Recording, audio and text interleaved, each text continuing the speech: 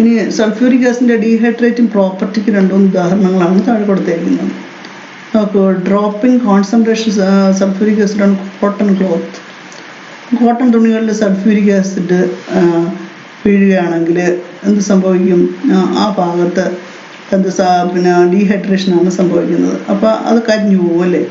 ആ ഭാഗത്ത് adding concentrate sulphuric acid glucose taken in A small beaker. ഈ പഞ്ചസാരയുടെ അതേ എഫക്റ്റ് തന്നെ ഗ്ലൂക്കോസിലും സൾഫ്യൂരിക് ആസിഡ് ചേർത്താൽ ഒരു ബ്ലാക്ക് സബ്സ്റ്റൻസ് ആയിരിക്കും റിമെയിൻ ചെയ്യണത്. ഒരു കാർബൺ ആയിരിക്കും. ഗ്ലൂക്കോസ് എന്ന് പറയുന്നത് പഞ്ചസാര C6H12O6 പഞ്ചസാരയുടെ ഹാഫ് ആയിട്ടുള്ള മോളിക്യൂൾസ്. ഇനി adding concentrate sulphuric acid water glass in which copper sulphate crystals are added. ഇനി പറഞ്ഞിരിക്കുകയാണ് copper sulphate crystals. Copper sulphate എന്ന് പറയുന്നത് നീല നിറമാണ്. നീല നിറമുള്ള ക്രിസ്റ്റൽസാണ് copper sulphate. It is blue colour. അതിൽ സൾഫ്യൂരിക് ആസിഡ് ഒഴിക്കുകയാണെങ്കിൽ എന്ത് സംഭവിക്കുമെന്നാണ്. ഈ നീല കളറ് അപ്രത്യക്ഷമാവും, ഡിസപ്പിയർ ആവും. അതായത് അതിൻ്റെ വാട്ടറിൻ്റെ പ്രസൻസ് ഉള്ളതുകൊണ്ടാണ് അതിന് നീല കളറുള്ളത്. സൾഫ്യൂരിക് ആസിഡ് ഈ കോപ്പർ സൾഫേറ്റിൽ അടങ്ങിയിരിക്കുന്ന വാട്ടറിനെ അബ്സോർബ് ചെയ്യുമ്പോഴത്തേക്ക് ഇറ്റ് ബിക്കംസ് വൈറ്റ് പൗഡർ. അത് വൈറ്റ് പൗഡറായിട്ട് മാറും, വെളുത്ത പൊടിയായിട്ട് മാറും. ഇതെല്ലാം സൾഫ്യൂരിക് ആസിഡിൻ്റെ ഡീഹൈഡ്രേറ്റിംഗ് പ്രോപ്പർട്ടിക്ക് ഉദാഹരണമാണ്. അത് ഇമ്പോർട്ടൻ്റ് ആണ്. ഇതിൽ ഏതെങ്കിലും ഒന്ന് തന്നിട്ട് സൾഫ്യൂരിക് ആസിഡിൻ്റെ ഡീഹൈഡ്രേറ്റിംഗ് പ്രോപ്പർട്ടിയിൽ നിർജ്ജലീകരണ സ്വഭാവത്തിന് ഉദാഹരണം എഴുതാനോ അല്ലെങ്കിൽ ഇത് ഏത് സ്വഭാവമാണെന്നോ ചോദിക്കാൻ സാധ്യതയുണ്ട്. അതായത് 2-3 നമുക്ക് കോട്ടൺ ക്ലോത്തിൽ സൾഫ്യൂരിക് ആസിഡ് വീഴുന്നത്, പിന്നെ ഗ്ലൂക്കോസും സൾഫ്യൂരിക് ആസിഡുമായിട്ടുള്ള പ്രവർത്തനം, പിന്നെ കോപ്പർ സൾഫേറ്റ് ക്രിസ്റ്റലിൽ സൾഫ്യൂരിക് ആസിഡ് ചേർക്കുമ്പോൾ അതിൻ്റെ റിസൾട്ട് എന്താണ്? It becomes white powder. ആ വൈറ്റ് പൗഡറിൽ കുറച്ച് വാട്ടർ ആഡ് ചെയ്താൽ വീണ്ടും അത് blue colour, retain blue colour, നീല കളർ തിരിച്ചു വരും. അപ്പോൾ ഇതാണ് സൾഫ്യൂരിക് ആസിഡിൻ്റെ ഡീഹൈഡ്രേറ്റിംഗ് പ്രോപ്പർട്ടിക്ക് ഉദാഹരണങ്ങൾ. ഇനി സൾഫ്യൂരിക് ആസിഡിൻ്റെ വേറൊരു കെമിക്കൽ പ്രോപ്പർട്ടിയാണ് ഡ്രൈയിങ് നേച്ചർ, ശോഷകാരക സ്വഭാവം എന്ന് പറയും. ഡ്രൈയിങ് നേച്ചർ എന്ന് പറഞ്ഞാൽ വേറെ ഒന്നുമില്ല, സൾഫ്യൂരിക് ആസിഡിന് മറ്റ് സബ്സ്റ്റൻസിലുള്ള മോയ്സ്ചറിനെ അബ്സോർബ് ചെയ്യാനുള്ള കഴിവുണ്ട്, ഈർപ്പത്തെ വലിച്ചെടുക്കാനുള്ള കഴിവുണ്ട്. അതായത് ഡയറക്റ്റ് മോയ്സ്ചർ അബ്സോർബ് ചെയ്യും. മറ്റേതാണെങ്കിൽ ഡീഹൈഡ്രേറ്റിംഗ് പ്രോപ്പർട്ടി എന്ന് പറഞ്ഞാൽ കെമിക്കലി കമ്പൈൻഡ് ആണ്. അതിന് ഉള്ളിൽ ഇറങ്ങിച്ചെന്ന് ഹൈഡ്രജനെയും ഓക്സിജനെയും വാട്ടറിൻ്റെ രൂപത്തിൽ അബ്സോർബ് ചെയ്യുന്ന കഴിവാണ് ഡീഹൈഡ്രേറ്റിംഗ് പ്രോപ്പർട്ടി. ഇതാണെങ്കിലോ ഡ്രൈയിങ് പ്രോപ്പർട്ടി എന്ന് പറഞ്ഞാൽ capable of absorbing the moisture present in A substance. മറ്റു സബ്സ്റ്റൻസിലിരിക്കുന്ന മോയ്സ്ചറിനെ അബ്സോർബ് ചെയ്യാനുള്ള കഴിവ്. That is drying nature. Drying property എന്ന് പറഞ്ഞാൽ capable of absorbing moisture present in other substance. മറ്റു പദാർത്ഥങ്ങളിൽ അടങ്ങിയിരിക്കുന്ന ഈർപ്പത്തെ ആഗിരണം ചെയ്യാനുള്ള കഴിവിനെയാണ് ശോഷകാരക സ്വഭാവം. അപ്പോൾ concentrated sulphuric acid is used in drying agent in the preparation of chlorine, sulphur dioxide, HCl etcetera. ഇപ്പോൾ ക്ലോറിൻ വാതകം, സൾഫർ ഡൈ ഓക്സൈഡ് വാതകം, ഹൈഡ്രജൻ ക്ലോറൈഡ് വാതകം ഇവയൊക്കെ ഉണ്ടാകുമ്പോൾ അവയോടൊപ്പം ഉണ്ടാകുന്ന ഈർപ്പത്തെ ആഗിരണം ചെയ്യാൻ വേണ്ടി കോൺസെൻട്രേറ്റഡ് സൾഫ്യൂരിക് ആസിഡിലൂടെ കടത്തിവിടുക. നമ്മൾ കഴിഞ്ഞ വർഷം പഠിച്ചതാണ്, 9ാം ക്ലാസ്സിലൊക്കെ ഉള്ള ക്ലോറിൻ നിർമ്മാണത്തിലൊക്കെ പഠിച്ചിട്ടുണ്ട്. അപ്പോൾ ആ ക്ലോറിനോടൊപ്പം ഉണ്ടാകുന്ന വാട്ടറിനെ റിമൂവ് ചെയ്യാൻ വേണ്ടി അതിനെ കോൺസെൻട്രേറ്റഡ് സൾഫ്യൂരിക് ആസിഡിലൂടെ ആഡ് ചെയ്യും.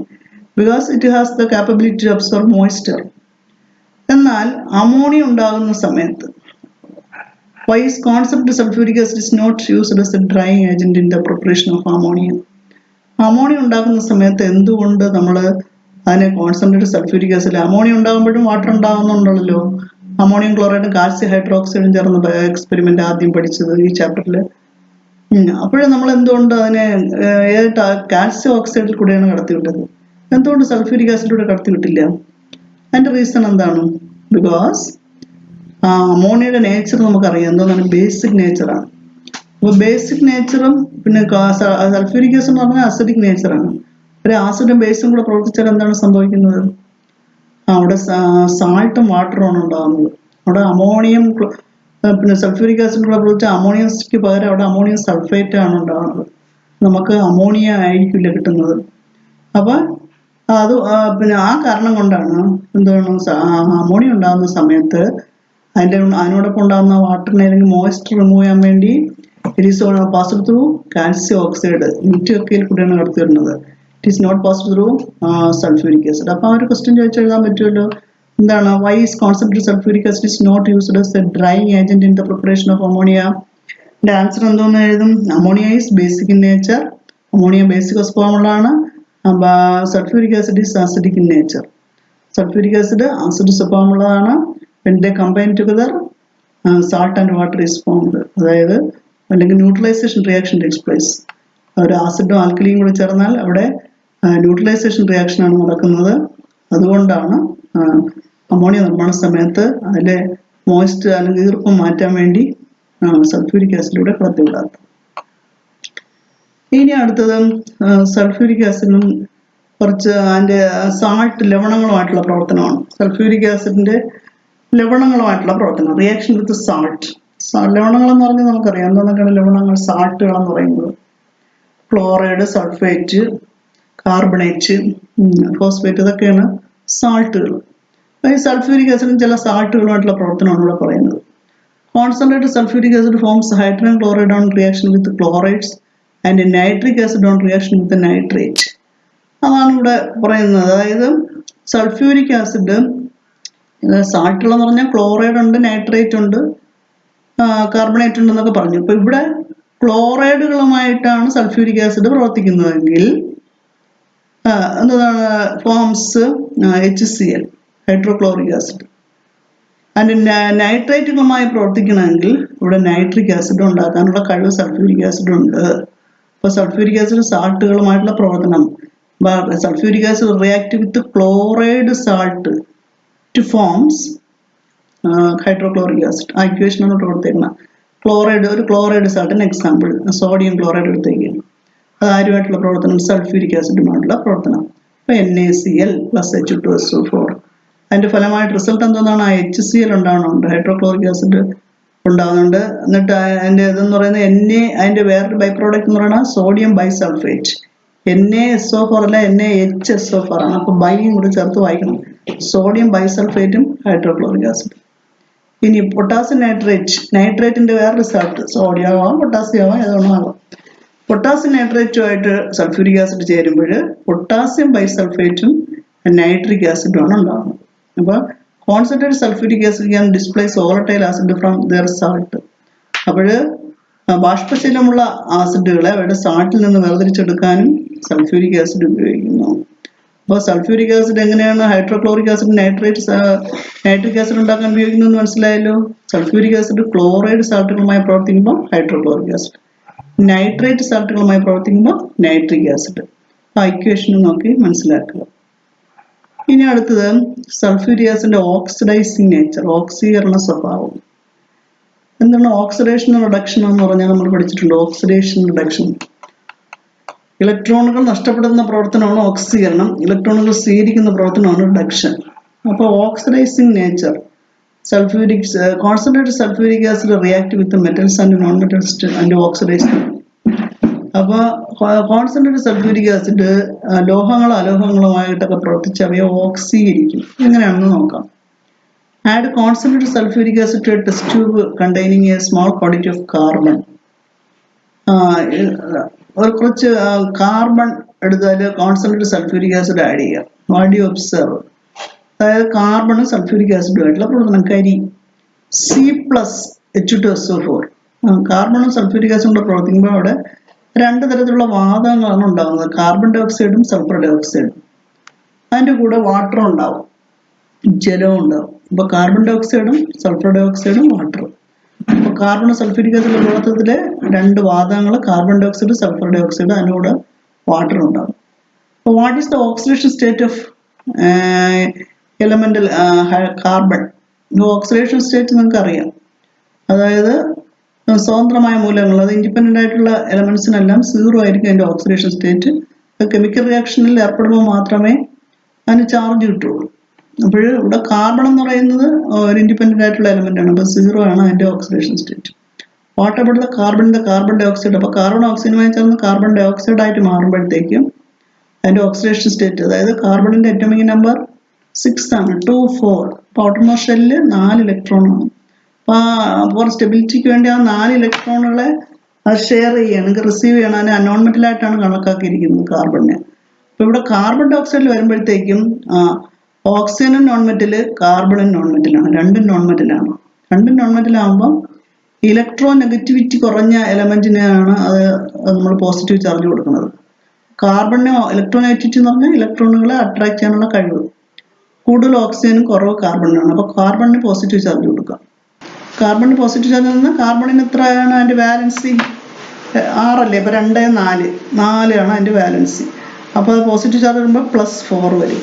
അപ്പോൾ കാർബണിൻ്റെ വാലൻസി +4. ഇപ്പോൾ what about the carbon dioxide? +4 ആണ് വാലൻസി. 0 ആയിരുന്നു റിയാക്റ്റൻറ്റിൽ, +4 കാർബണിൽ വന്നപ്പോൾ +4 ആയി.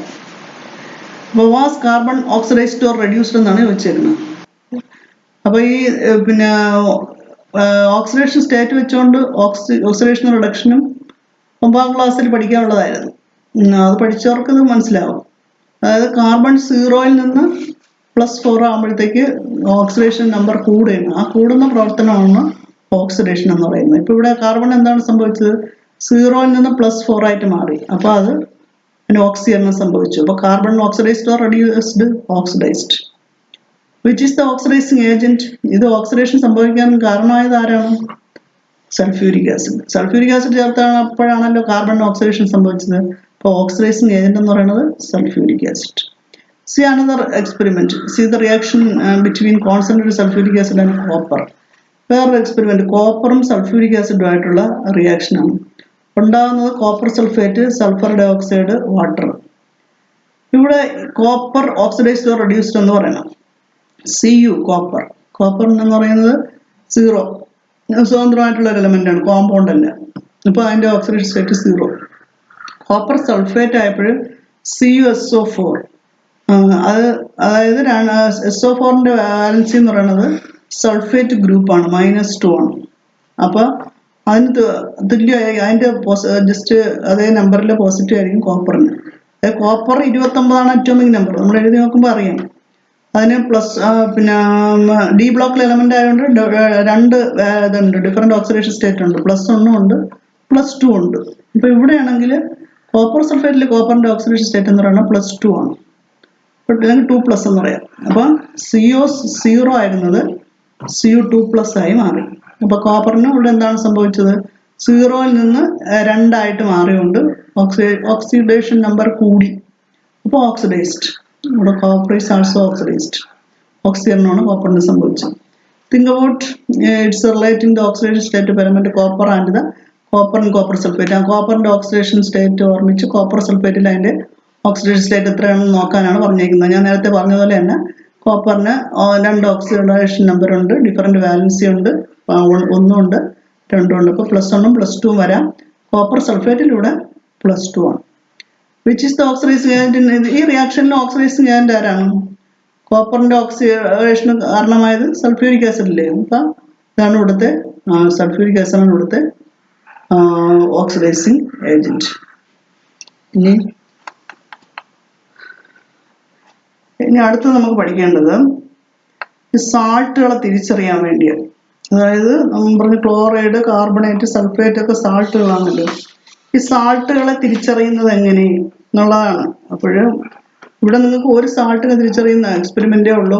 മുൻപുള്ള ടെസ്റ്റിലൊക്കെ ക്ലോറൈഡും കാർബണേറ്റും ഒക്കെ തിരിച്ചറിയാനുള്ള എക്സ്പെരിമെന്റ് ഒക്കെ ഉണ്ടായിരുന്നു. നൈട്രേറ്റ് തിരിച്ചറിയുന്നതിനുള്ള എക്സ്പെരിമെന്റ് ഐഡന്റിഫിക്കേഷൻ ഒക്കെ ഉണ്ടായിരുന്നു. ഇവിടെ സൾഫേറ്റ് മാത്രമേ നിങ്ങൾക്കിപ്പോൾ പഠിക്കേണ്ടി. Identification of sulphate ions. ഒരു സൾഫേറ്റ് സാൾട്ട് തന്നാൽ നിങ്ങൾ എങ്ങനെ അതിനെ തിരിച്ചറിയും? ഇപ്പം ആ salt take little sodium sulphate. ഇപ്പോൾ തന്നിരിക്കുന്ന സോഡിയം സൾഫേറ്റ് ആണെന്ന് നമുക്ക് അറിയില്ല. സോഡിയം സൾഫേറ്റ് ആണ് തന്നിരിക്കുന്നതെന്ന് ഇരിക്കട്ടെ. നമുക്ക് ഏത് സാൾട്ടാണോ തന്നിരിക്കുന്നത് അതിൻ്റെ സൊല്യൂഷൻ തയ്യാറാക്കണം ഒരു ടെസ്റ്റ് ട്യൂബിൽ. ആ സൊല്യൂഷൻ തയ്യാറാക്കിയിട്ട് അതിൽ 3 or 4 ഡ്രോപ്സ് ബേരിയം ക്ലോറൈഡ് എന്ന് പറയുന്ന ഒരു രാസവസ്തു അതിലേക്ക് ചേർക്കണം. ബേരിയം ക്ലോറൈഡ് സൊല്യൂഷൻ എന്ന് പറയുന്ന ഒരു കെമിക്കൽ നമുക്ക് തന്നിരിക്കുന്ന സാൾട്ട് വെള്ളത്തിൽ ലയിപ്പിച്ച് അതിൻ്റെ ഒരു സൊല്യൂഷൻ അല്ലെങ്കിൽ ലായനി തയ്യാറാക്കിയിട്ട് അതിലേക്ക് അല്പം ബേരിയം ക്ലോറൈഡ് ഒഴിക്കണം. അപ്പോൾ അവിടെ നമ്മൾ അതിൻ്റെ ഒബ്സർവേഷൻ നോക്കിയാണ് ഐഡന്റിഫൈ ചെയ്യുന്നത്. അപ്പം നമുക്ക് ഒബ്സർവ് ചെയ്യാൻ കഴിയുന്നത് അവിടെ ഒരു വൈറ്റ് പ്രസിപ്പിറ്റേറ്റ് ഉണ്ടാകും. അത് നല്ല വെളുത്ത കട്ടിയുള്ള ഒരു അവശിഷ്ടം ഉണ്ടാവുക എന്ന് പറയും. വൈറ്റ് പ്രസിപ്പിറ്റേറ്റ് ഉണ്ടാവും. 4 or 5 എന്നിട്ട് ആ പ്രസിപ്പിറ്റേറ്റ് ഉണ്ടായാൽ അത് വെച്ചുകൊണ്ട് നമുക്ക് കൺഫേം ചെയ്യാൻ പറ്റൂല. ആ പ്രസിപ്പിറ്റേറ്റിലേക്ക് കുറച്ച് ഡൈല്യൂട്ട് HCl കൂടെ ആഡ് ചെയ്യണം. നേർപ്പിച്ച ഹൈഡ്രോക്ലോറിക് ആസിഡ് ആഡ് ചെയ്യും. അപ്പോൾ ആ ഹൈഡ്രോക്ലോറിക് ആസിഡ് പിന്നെ വൈറ്റ് പ്രസിപ്പിറ്റേറ്റിൽ ഇൻസോളബിൾ ആണെങ്കിൽ, ലയിച്ചില്ല എങ്കിൽ തന്നിരിക്കുന്നത് സൾഫേറ്റ് ആണെന്ന് മനസ്സിലാക്കാം. അപ്പോൾ അതിൻ്റെ ഇക്വേഷൻ എന്ന് പറയുന്നത് ഇതാണ്. സൾഫേറ്റ്, തന്നിരിക്കുന്ന സാൾട്ട് സൾഫേറ്റ് ആണ്. അപ്പോൾ നമ്മൾ അതിന് സോഡിയം സൾഫേറ്റ് ആയിട്ട് ഇമാജിൻ ചെയ്യണം. സോഡിയം സൾഫേറ്റ് തന്നിരിക്കുന്ന സാൾട്ടിൻ്റെ സൊല്യൂഷൻ തയ്യാറാക്കിയിട്ട് അതിലേക്ക് അല്പം ബേരിയം ക്ലോറൈഡ് ആണ് നമ്മൾ ചേർത്തത്.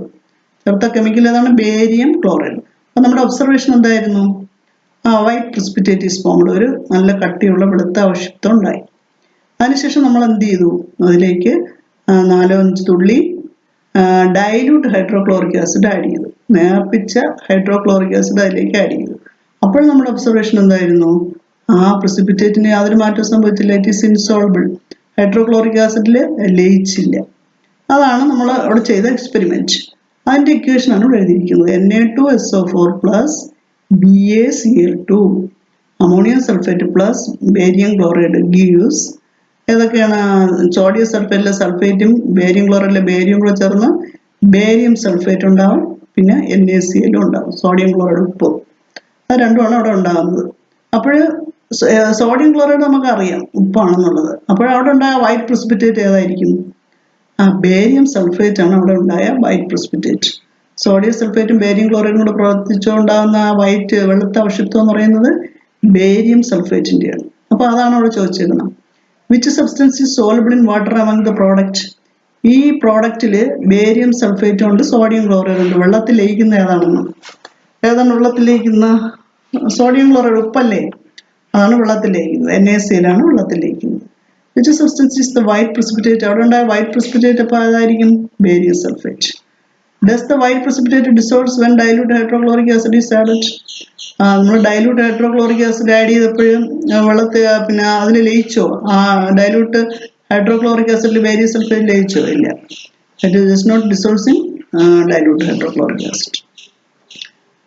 അപ്പോൾ barium chloride solution is added to solutions given in the table. ഇപ്പോൾ ഈ സോഡിയം സൾഫേറ്റ് തന്നെ ആവണമെന്നില്ല. അതിനാണ് താഴെ നിങ്ങൾക്ക് ടേബിളിൽ കൊടുത്തേക്കുന്നത്. എന്തോന്നാണ്? സോഡിയം സൾഫേറ്റിന് പകരം മഗ്നീഷ്യം സൾഫേറ്റ്, സിങ്ക് സൾഫേറ്റ് ഒക്കെ അത് ഉപയോഗിച്ച് നമുക്ക് എക്സ്പെരിമെൻറ്റ് ചെയ്യാമെന്നാണ് പറയുന്നത്. മഗ്നീഷ്യം സൾഫേറ്റ് ആണ് ആഡ് ചെയ്താൽ മഗ്നീഷ്യം ക്ലോറൈഡ് ഉണ്ടാവും, മഗ്നീഷ്യം സൾഫേറ്റ് ഉണ്ടാവും. മഗ്നീഷ്യം സൾഫേറ്റും ബേരിയം ക്ലോറൈഡ് ആണെങ്കിൽ ബേരിയം സൾഫേറ്റും മഗ്നീഷ്യം ക്ലോറൈഡ് ഉണ്ടാവും. ഇനി സിങ്ക് സൾഫേറ്റ് ആണെങ്കിൽ എന്താണ്? ബേരിയം സൾഫേറ്റ് സിങ്ക് ക്ലോറൈഡ് ഉണ്ടാവും. അത് മാറി മാറി വരും. നമ്മൾ ഉപയോഗിക്കുന്ന ഏത് കെമിക്കലാണോ അതനുസരിച്ച് ക്ലോറൈഡുകൾ മാറി മാറി വരും. സൾഫേറ്റ് ബേരിയം ക്ലോറൈഡ് ആഡ് ചെയ്യണമെങ്കിൽ ബേരിയം സൾഫേറ്റിന് ഉണ്ടാവും. അപ്പോൾ സൾഫേറ്റ് സാൾട്ട് റിയാക്ട് വിത്ത്, ഇപ്പോൾ ഏത് സൾഫേറ്റ് സാൾട്ട് ആണെങ്കിലും ബേരിയം ക്ലോറൈഡുമായിട്ട് ചേർന്ന് അതിൻ്റെ ബേരിയം സൾഫേറ്റ് ഉണ്ടാകുന്നതുകൊണ്ടാണ് വൈറ്റ് പ്രിസിപ്പിറ്റേറ്റ് ഉണ്ടാകുന്നത്. ഇറ്റ് ഈസ് നോട്ട്, അത് dilute hydrochloric acid it is not soluble in dilute hydrochloric acid. ഇത് ഡൈല്യൂട്ട് ഹൈഡ്രോക്ലോറിക് ആസിഡ് ലയിക്കുന്നില്ല. അപ്പോൾ ഇതാണ് സൾഫേറ്റ് സാൾട്ട് തിരിച്ചറിഞ്ഞുള്ള പരീക്ഷണം. തന്നിരിക്കുന്ന സാൾട്ടിൽ ബേരിയം ക്ലോറൈഡ് ചേർക്കുക, അപ്പോൾ വൈറ്റ് പ്രിസിപ്പിറ്റേറ്റ് ഉണ്ടാവും. അതിലേക്ക് അല്പം ഡൈല്യൂട്ട് HCl ചേർക്കുക, അപ്പോൾ ആ പ്രിസിപ്പിറ്റേറ്റ് ഇൻസോളബിൾ ആണെങ്കിൽ തന്നിരിക്കുന്ന സാൾട്ട് സൾഫേറ്റ് ആണെന്ന് തിരിച്ചറിയാം. ഇത്രയും കാര്യങ്ങളാണ് നമുക്ക് ഈ ചാപ്റ്ററിൽ പഠിക്കാനായിട്ടുള്ളത്. എല്ലാവരും നന്നായിട്ട് വായിച്ച് മനസ്സിലാക്കുക.